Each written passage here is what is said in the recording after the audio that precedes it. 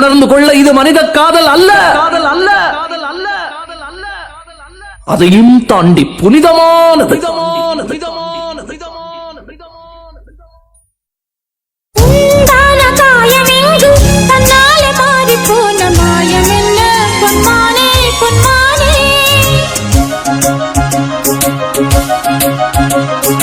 என்ன காயமான போதும் என் மேனி தாங்கிக் கொள்ளும் உந்தன் மேனி தாங்காது செந்தேனே.